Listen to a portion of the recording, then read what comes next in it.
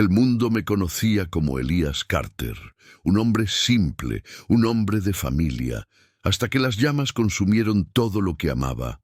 Ahora solo queda el lobo solitario, y los lobos persiguen a su presa hasta el último aliento. Nuestro rancho florecía en la frontera de Nuevo México, tierra dura pero honesta.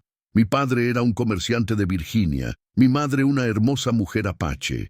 Crecí entre dos mundos. Aprendí a montar y rastrear de los guerreros de mi madre. Aprendí a negociar y construir de mi padre.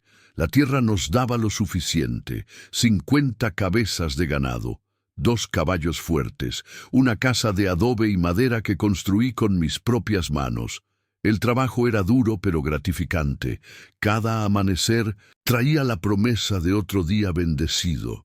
Mi esposa Marisol era mestiza como yo, mitad mexicana, mitad apache. Sus ojos reflejaban el cielo del desierto. Sus manos eran fuertes pero gentiles. Sembrábamos juntos, cosechábamos juntos, compartíamos sueños bajo las estrellas del territorio. Nuestros hijos eran nuestro mayor tesoro. Miguel, de 12 años, ya montaba como un hombre. Elena, de 8, inteligente como un coyote. Cantaba canciones en 3 idiomas, mientras ayudaba a su madre con las tareas. La pequeña Lucía apenas había cumplido 3 primaveras. Su risa iluminaba nuestros días como ningún fuego podría hacerlo. Los tiempos cambiaban alrededor de nosotros. La guerra contra México había terminado hace años. El Tratado de Guadalupe Hidalgo prometía respeto para las propiedades de los mexicanos en territorio ahora estadounidense. Pero las promesas escritas se diluían como agua en arena. Nuevos colonos llegaban cada mes, hombres ambiciosos, hombres desesperados, hombres con rifles y sin escrúpulos. El ejército estableció un fuerte a 20 millas de nuestro rancho, Fort Stanton, supuestamente para protegernos de los ataques apache. Ironía amarga para un hombre con sangre apache en las venas. Manteníamos distancia pero relaciones cordiales. Vendíamos carne y productos al fuerte. Los soldados rasos nos trataban con respeto distante. Los oficiales apenas nos miraban. Éramos útiles pero prescindibles en sus ojos. El coronel Harrington llegó en primavera de 1868, un hombre alto de Boston, veterano de la guerra civil, condecorado en Gettysburg. Su mirada fría evaluaba todo como propiedad potencial, incluso a las personas. Marisol me advirtió desde el primer día: no confíes en él, tiene hambre en los ojos, hambre que ninguna comida puede satisfacer. Debí escucharla con más atención. Las tensiones con los apache aumentaban. Varios grupos resistían el confinamiento en las reservas. El jefe Cochise lideraba ataques contra ranchos y diligencias. No los culpaba. Les estaban robando su tierra, su forma de vida, su futuro. Nosotros vivíamos en el medio. Demasiado indios para los blancos, demasiado blancos para los indios. Construimos nuestro propio camino, nuestro propio hogar, nuestra propia paz. La última noche en familia cenamos carne asada con frijoles y tortillas.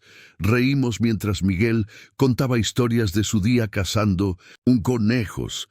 Elena mostró orgullosa un vestido que había empezado a coser. Lucía se quedó dormida en mis brazos. El aroma de la comida, el calor del hogar, la seguridad de estar juntos. Todo eso desapareció en el humo esa misma noche. El invierno de 1869 llegó temprano y duro. Las montañas se cubrieron de blanco antes de noviembre. El ganado sufría. Comíamos menos para que los animales tuvieran más. ¿Sobreviviríamos juntos o no sobreviviríamos? Los ataques apache aumentaron con el frío. El ejército respondió con brutalidad. Quemaron aldeas enteras, mataron a ancianos y niños. Los periódicos lo llamaban pacificación. Yo lo llamaba masacre. Mi primo Antonio vino a advertirnos un martes helado. Soldados borrachos habían atacado su aldea la noche anterior. Buscaban desertor que nunca existió. Violaron a 2 mujeres. Mataron a un anciano que intentó detenerlos. El coronel Harrington dijo que investigaría. Todos sabíamos que eso significaba nada. Antonio me rogó que llevara a mi familia a México. La frontera estaba a 5 días a caballo. Podríamos empezar de nuevo. Marisol estuvo de acuerdo. Pero el ganado no sobreviviría el viaje en pleno invierno. Y sin el ganado no tendríamos nada al llegar. Decidimos esperar hasta la primavera. Error fatal. El teniente Wallace y sus hombres comenzaron a pasar por nuestro rancho con frecuencia. Siempre pedían agua, comida. A veces exigían. Wallace era un hombre pequeño con gran ambición. Había llegado al oeste buscando gloria y encontró solo polvo y sangre. Su frustración se convertía en crueldad. Un día miró a Marisol demasiado tiempo, demasiado intensamente. Le dije que era hora de que se fueran. Su mano se movió hacia su pistola, la mía hacia mi cuchillo. Miguel apareció con el rifle de caza, solo un niño, pero con ojos de hombre. Wallace se rió. Dijo que volverían pronto, que les preparáramos algo especial la próxima vez. El rumor llegó con un comerciante ambulante. El ejército planeaba reubicar a todos los mestizos de la región. Nuestras tierras serían para los nuevos colonos, para los verdaderos americanos. Como si la sangre mezclada nos hiciera menos humanos. Fui a Fort Stanton a hablar con el coronel Harrington. Llevé los documentos de propiedad firmados por las autoridades mexicanas, reconocidos por el tratado. El coronel me hizo esperar 4 horas bajo el sol. Cuando finalmente me recibió, apenas miró los papeles. Me dijo que los tiempos cambiaban, que la civilización avanzaba, que personas como nosotros debíamos adaptarnos o desaparecer. Sus palabras precisas fueron: el mestizaje es una fase transitoria. El futuro pertenece a los puros. Me tragué mi orgullo. Le recordé la ley. Me respondió que él era la ley en ese territorio. Volví a casa con la certeza de que debíamos partir. Esa misma noche, Marisol preparó lo esencial: comida, mantas, medicinas.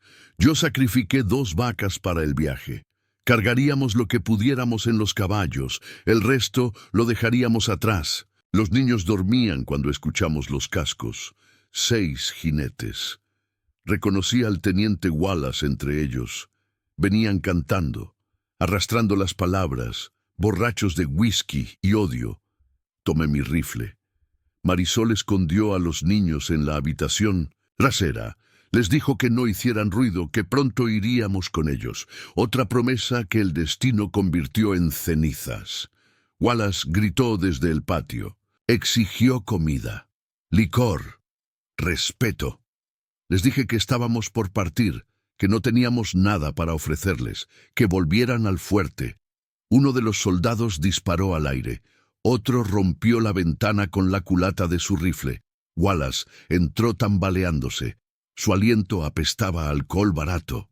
Sus ojos brillaban con maldad antigua. La maldad del hombre que se cree superior. Marisol les pidió que se fueran, que había niños durmiendo. Wallace la llamó salvaje respondona. Dijo que las mujeres como ella necesitaban disciplina. Intentó tocarla. Le apunté con el rifle. Le dije que el próximo paso sería el último que daría. Todo ocurrió demasiado rápido después. Un soldado me golpeó por detrás. El rifle cayó. Marisol gritó. Wallace la abofeteó. Logré sacar mi cuchillo. Herí a uno de ellos en el brazo. Entonces sentí el impacto, calor en el costado, la sangre, mi sangre. Me habían disparado. Caí contra la pared. Wallace ordenó a sus hombres que nos dieran una lección, que nos enseñaran nuestro lugar. Volcaron la lámpara de aceite sobre las mantas, sobre los muebles que construí para mi familia. El fuego se extendió como serpiente hambrienta. Lo Último que vi antes de perder el conocimiento fue a Marisol luchando por llegar a la habitación de los niños. Las llamas bloqueaban su camino. Gritaba sus nombres: Miguel, Elena, Lucía. El humo me ahogaba. La oscuridad me reclamaba. Desperté entre cenizas y dolor. El amanecer teñía el cielo de rojo sangre. Mi herida seguía sangrando, pero no era mortal. La bala había entrado y salido limpiamente. Mi cuerpo sobrevivió. Mi alma murió esa noche. Me arrastré entre los restos humeantes de mi vida. Llamé sus nombres hasta quedarme sin voz. Busqué entre los escombros hasta que mis manos sangraron. Los encontré abrazados en la habitación trasera. Marisol protegiendo a nuestros hijos hasta el final. El humo los mató antes que las llamas. Pequeño consuelo que no sufrieran el fuego vivo. Los enterré bajo el gran mezquite donde solíamos descansar en los días calurosos. Cavé la tumba con mis manos, con un cuenco roto, con puro odio y dolor. La tierra estaba dura por el frío. Mis lágrimas caían como lluvia inútil sobre sus rostros inmóviles. No recuerdo cuánto tiempo permanecí arrodillado ante la tumba. Horas, días tal vez. El sol subía y bajaba. Las estrellas aparecían y desaparecían. Yo seguía allí, vacío, roto, convertido en otra persona, en otra cosa. Cuando finalmente me levanté, algo había cambiado dentro de mí. El dolor seguía allí. Siempre estaría allí, pero ahora estaba encadenado, controlado, transformado en propósito frío y afilado. Busqué entre los restos de nuestra casa. Encontré poco. Un cuchillo de caza chamuscado, el collar de cuentas que regalé a Marisol en nuestro aniversario, la pequeña cruz de plata que mi madre me dio al morir, y algo más, algo inesperado, una bala de plata que uno de los soldados debió perder durante el ataque. Ese proyectil de muerte se convirtió en mi talismán, en mi promesa. La até con una tira de cuero alrededor de mi cuello. Sería el primer mensaje que enviaría. El preludio de mi venganza. Sabía que buscar justicia oficial sería inútil. El testimonio de un mestizo contra soldados del ejército. Los colonos aplaudirían la limpieza de sangre impura.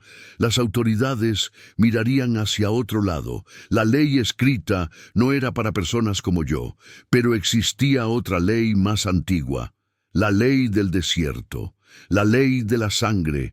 Ojo por ojo. Vida por vida. Fui al arroyo seco cerca del rancho. Me arrodillé en la arena. Invoqué a los espíritus de mis ancestros apache, a los dioses de mi madre, al dios cristiano de mi padre, a cualquier poder que quisiera escucharme.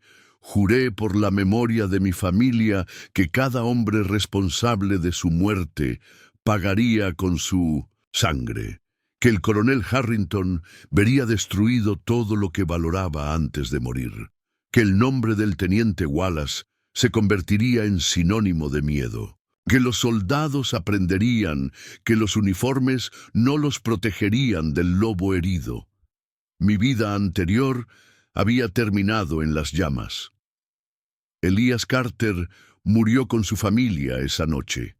De las cenizas surgió alguien nuevo, algo nuevo. Me convertí en el instrumento de una justicia salvaje y necesaria, en el lobo solitario que todos aprenderían a temer. Mi primer paso fue sobrevivir. Limpié mi herida con whisky encontrado entre los escombros. La cautericé con hierro al rojo. El dolor físico era bienvenido. Me mantenía enfocado. Me recordaba que seguía vivo por una razón. Necesitaba recursos, información, tiempo para recuperarme. Me refugié en una cueva en las colinas que conocía. Desde niño, un lugar secreto donde mi madre me enseñó a rastrear, a cazar, a moverme como las sombras entre los árboles. Cacé conejos y venados con trampas simples. Recolecté hierbas medicinales que mi abuela apache me había mostrado. Cada día sentía mis fuerzas regresar. Mi cuerpo sanaba. Mi mente se afilaba como cuchillo en la piedra. Sabía que Wallace y sus hombres creerían que había muerto en Minduism, el incendio. Esa sería mi ventaja. Los muertos no buscan venganza, los muertos no acechan en la oscuridad. Mi primer objetivo era identificar a todos los implicados. El teniente Wallace, el coronel Harrington, que permitía tales atrocidades. Los 5 soldados que acompañaron a Wallace esa noche. Necesitaba nombres, rostros, hábitos, debilidades.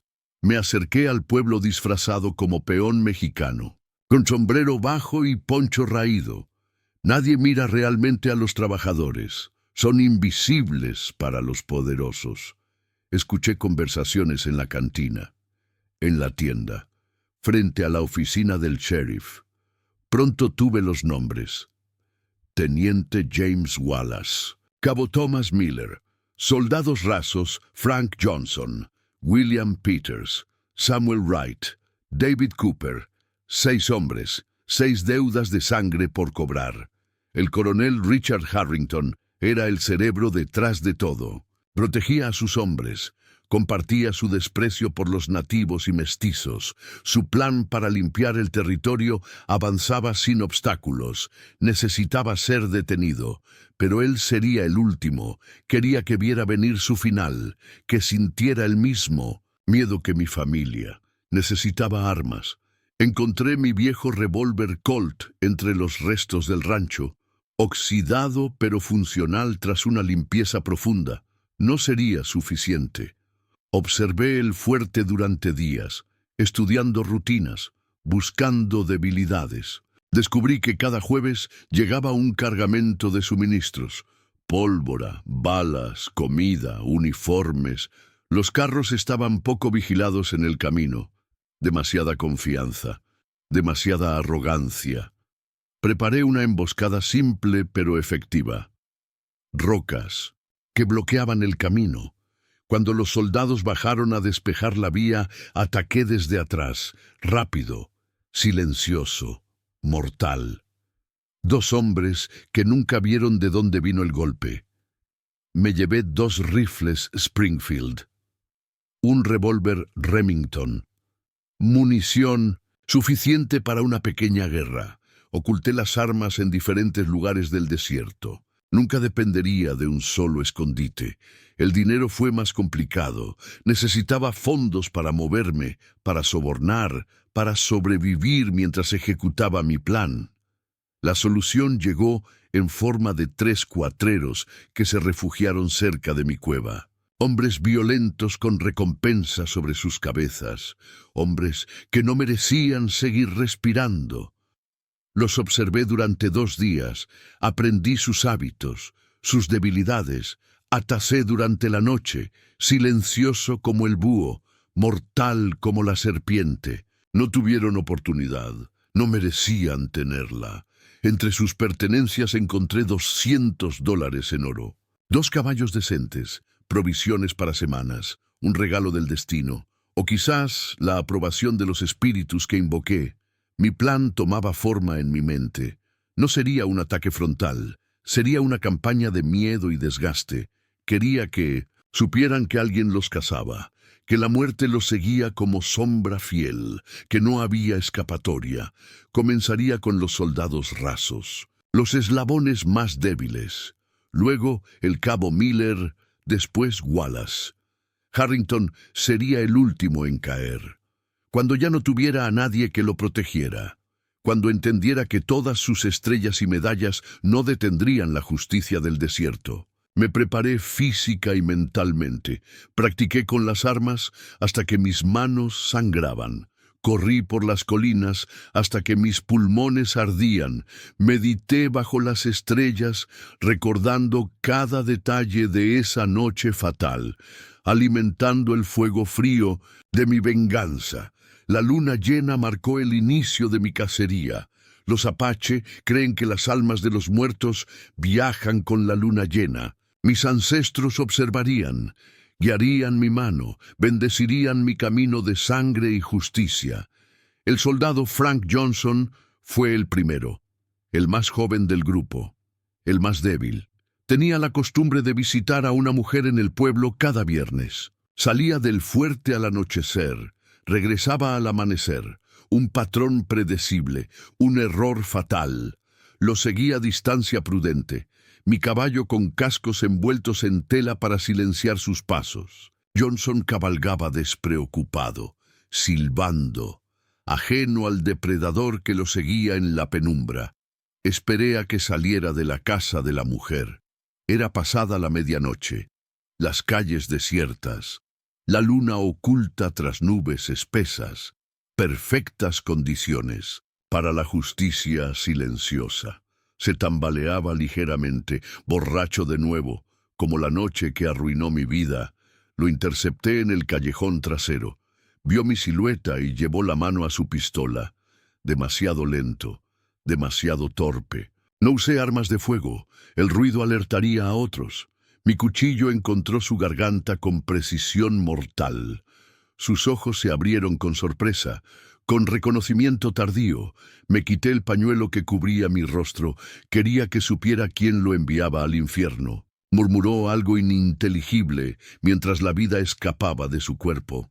Sangre sobre tierra sedienta. Coloqué la bala de plata en su mano. El primer mensaje estaba entregado. William Peters fue el siguiente. Tenía debilidad por el juego. Perdía más de lo que ganaba. Debía dinero a hombres peligrosos. Decidí usar eso a mi favor. Me presenté ante uno de sus acreedores como cazarrecompensas mexicano. Ofrecí encontrar a Peters y traerlo para saldar cuentas. El hombre aceptó sin preguntas. El dinero no tiene patria ni color. Estudié los movimientos de Peters durante 3 días. Jugaba cada noche en diferentes cantinas. Buscaba mesas fáciles. Apostaba dinero que no tenía. Su desesperación era evidente en cada gesto. Lo abordé cuando salía de la cantina del Coyote. Le dije que venía de parte de Donovan, que podía ayudarlo a esconderse, que conocía un lugar seguro. La esperanza brilló en sus ojos. La esperanza de los condenados. Lo llevé a una cabaña abandonada en las afueras. Le ofrecí whisky. Bebió ávidamente. No notó el sabor amargo de las hierbas que mi abuela usaba para adormecer a los heridos antes de tratarlos.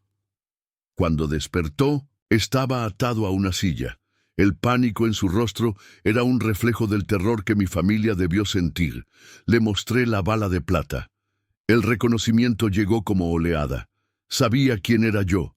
Sabía por qué estaba allí. Suplicó. Lloró. Dijo que solo seguía órdenes. Que fue Wallace quien inició el fuego, que él solo observó, como si la inacción frente al mal fuera menos culpable que el mal mismo. Su muerte fue más lenta, no por crueldad sino por necesidad. Necesitaba información, nombres, lugares, rutinas. Peters cantó como pájaro asustado. Me contó todo lo que sabía sobre los demás, sobre Wallace, sobre los planes del coronel Harrington. Cuando obtuve lo que necesitaba, cumplí mi promesa de muerte. Dejé su cuerpo donde lo encontrarían fácilmente, la bala de plata sobre su pecho. El segundo mensaje había sido entregado. Samuel Wright presentó un desafío diferente. Era cauteloso, por naturaleza. Raramente salía del fuerte solo. Había notado la desaparición de sus compañeros. Sospechaba que algo estaba ocurriendo. Decidí usar la astucia donde la fuerza bruta fallaría. Me disfracé como vendedor ambulante, ofreciendo baratijas y noticias a los soldados del fuerte. Nadie sospecha del hombre que les vende tabaco y licor. Wright tenía debilidad por los dulces. Le ofrecí caramelos de miel traídos supuestamente de Nueva Orleans, sus favoritos, según la información de Peters. No pudo resistir la tentación. Los caramelos contenían extracto de belladona, no suficiente para matar, solo para debilitar, para causar confusión y mareos. Wright enfermó durante su guardia nocturna. Pidió permiso para ir a las letrinas. Lo esperaba en las sombras. Su condición facilitó mi trabajo. Apenas pudo defenderse. Su cuerpo quedó oculto en una zanja un poco profunda. la bala de plata en su frente.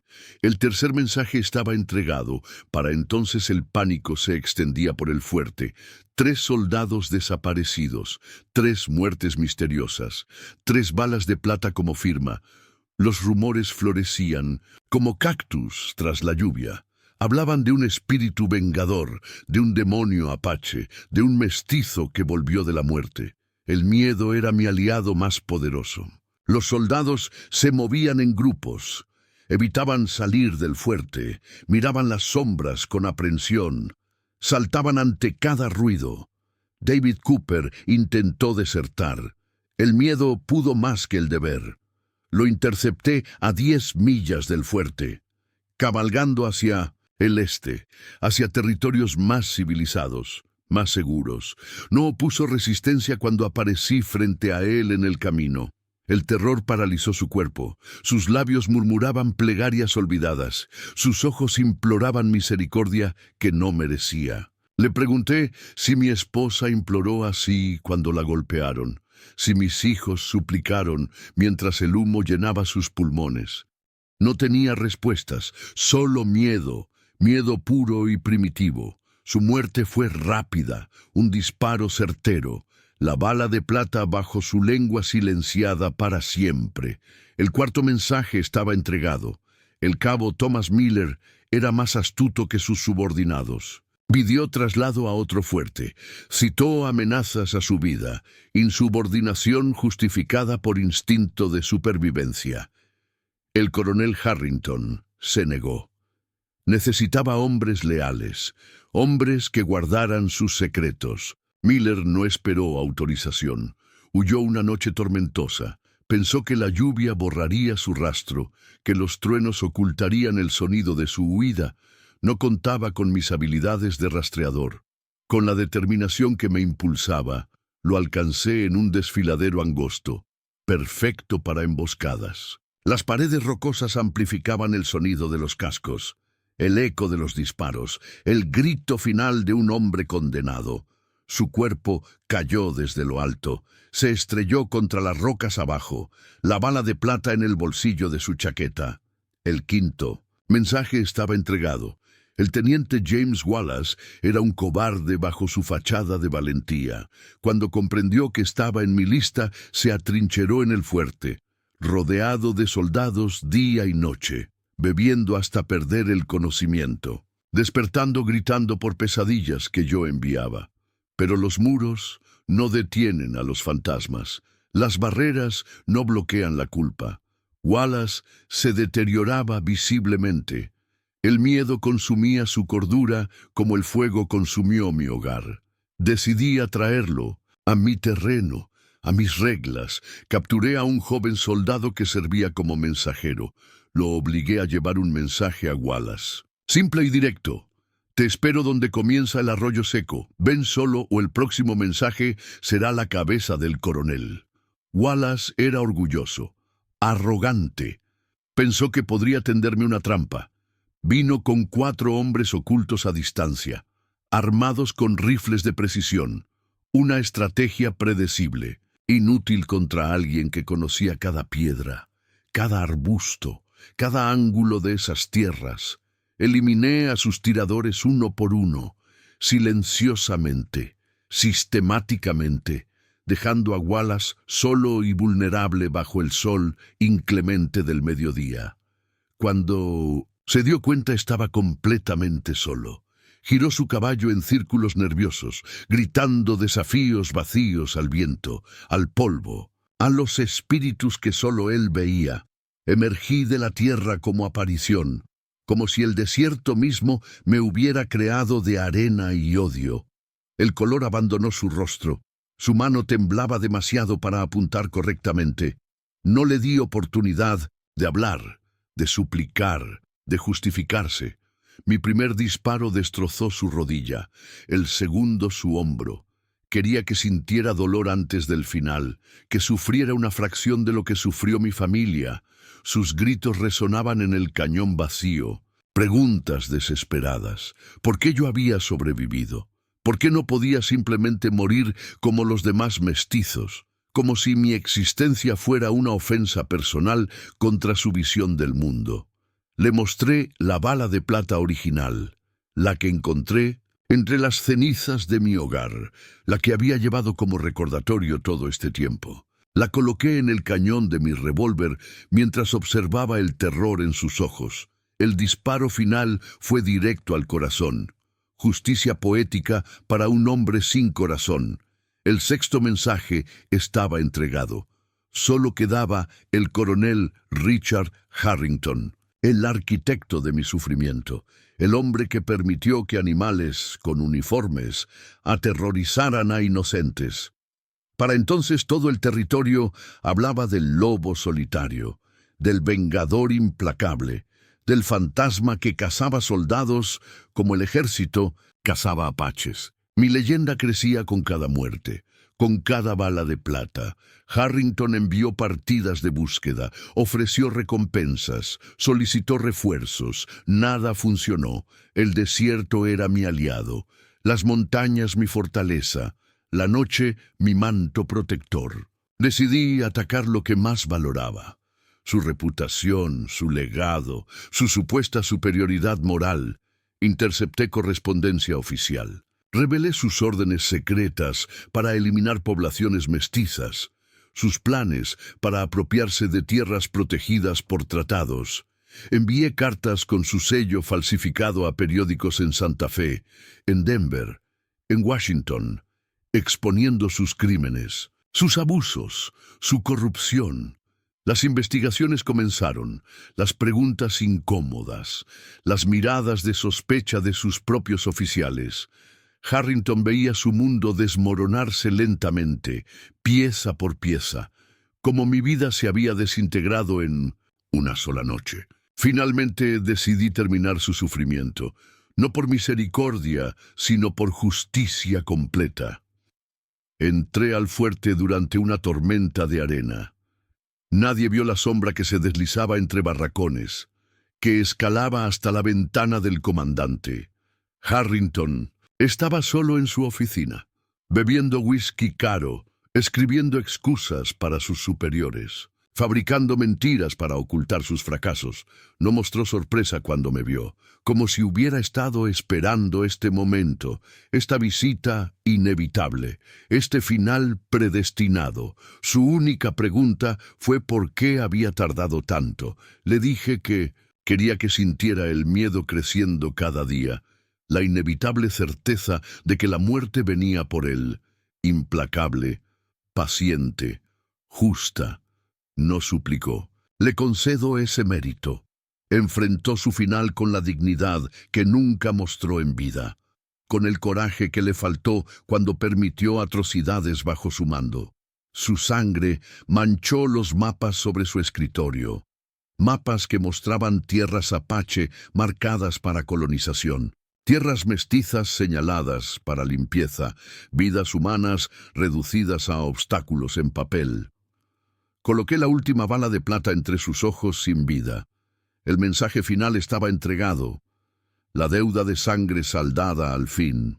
El viento sopla frío sobre las montañas de Nuevo México. 4 años han pasado desde que el lobo solitario completó su cacería. 4 años desde que 6 soldados y un coronel pagaron por sus crímenes con sangre y miedo. Vivo ahora en las tierras altas, lejos de asentamientos, lejos de fuertes militares, lejos de la civilización que avanza inexorable como plaga sobre estas tierras antiguas. La historia del lobo solitario se convirtió en leyenda. Madres asustan a niños traviesos con mi nombre. Soldados novatos escuchan mi historia en noches de guardia. Mi sombra es más grande que mi cuerpo, mi nombre más poderoso que mi presencia. Algunos dicen que fui un espíritu vengador, otros que nunca existí, que fui inventado para explicar desapariciones y muertes misteriosas. La verdad importa poco ahora. El mito cumple su propósito. Las investigaciones sobre el coronel Harrington revelaron más de lo que incluso yo sospechaba. Desvío de fondos del ejército, venta ilegal de armas a mineros para atacar aldeas apache, ejecuciones sumarias de prisioneros, un hombre podrido desde adentro. Un ejemplo perfecto de la corrupción que infecta este territorio. Su muerte trajo cambios inesperados. El nuevo comandante de Fort Stanton implementó políticas más justas, no por bondad, sino por miedo. Miedo a otro vengador surgiendo de las cenizas de la injusticia, miedo al poder de la desesperación. Los ataques contra ranchos mestizos disminuyeron. Los abusos contra apaches no terminaron, pero se volvieron menos frecuentes, menos públicos. Mi venganza sembró semillas de precaución donde antes había impunidad absoluta. A veces visito la tumba de mi familia bajo el mezquite. Les cuento historias mientras el sol se pone tras las montañas. Les hablo del arroyo que ahora lleva agua todo el año, de las flores silvestres que cubren la pradera en primavera, de los venados que pastan sin temor cerca de mi cabaña. No les hablo de sangre, de muerte, de venganza. Ellos ya conocen esa historia. La vivieron en su carne, la terminaron a través de mis manos. El odio que me impulsó se ha calmado con los años. No desapareció. Simplemente se transformó en algo más sostenible, en vigilancia constante, en memoria activa, en promesa de que mientras yo respire ninguna familia sufrirá lo que la mía sufrió sin consecuencias. Los fantasmas de Marisol y los niños me visitan en sueños. No con reproches, sino con sonrisas tristes, con abrazos que no puedo sentir, con palabras que no puedo escuchar, pero entiendo perfectamente. Me preguntan si valió la pena, si la venganza trajo paz a mi alma atormentada. La respuesta es compleja como el desierto mismo, como el corazón humano. La venganza no devolvió la vida a mi familia, no reconstruyó nuestro hogar, no restauró mi fe en la humanidad, pero estableció un equilibrio necesario, una justicia brutal, pero innegable en un mundo sin ley verdadera. Ahora vivo día a día, cazando solo lo necesario para sobrevivir, observando el cielo cambiar con las estaciones, escuchando al viento susurrar secretos antiguos entre los pinos. Mis manos han dejado las armas, han vuelto a crear, a construir, a sanar. Tallo figuras en madera como mi padre me enseñó. Cultivo hierbas medicinales que comparto con viajeros enfermos. Rescato animales heridos por trampas o depredadores. El nombre de Elías Carter sigue enterrado bajo las cenizas del pasado. El lobo solitario se convirtió en leyenda susurrada. Ahora soy solo un ermitaño en las montañas, un fantasma viviente en tierras disputadas. En noches claras miro las estrellas y recuerdo las historias apache que mi madre contaba. Como cada luz en el cielo es un ancestro vigilando a sus descendientes, protegiendo, guiando, esperando el reencuentro final. Mi familia está allí, brillando con luz eterna, recordándome que algún día nos reuniremos de nuevo, cuando mi tiempo en esta tierra termine, cuando mi espíritu finalmente encuentre descanso. Hasta entonces seguiré mi camino solitario, llevando el peso de lo que hice, de lo que perdí, de lo que gané a través del dolor y la sangre. Y si algún día escuchas aullidos en la noche mientras atraviesas las montañas de Nuevo México, si sientes ojos vigilantes desde las sombras, si encuentras ofrendas misteriosas en tumbas olvidadas, no temas, es solo el lobo solitario, recordando, vigilando, asegurándose de que algunas historias nunca se repitan, de que algunas injusticias nunca queden sin respuesta, porque incluso los lobos solitarios tienen memoria. Incluso los fantasmas sangran, incluso las leyendas fueron hombres rotos alguna vez, hombres que perdieron todo excepto su voluntad de seguir adelante, su capacidad de transformar el dolor en propósito, su determinación de asegurar que su historia, su sacrificio, su venganza, no sea olvidada mientras el viento sople sobre estas tierras ancestrales.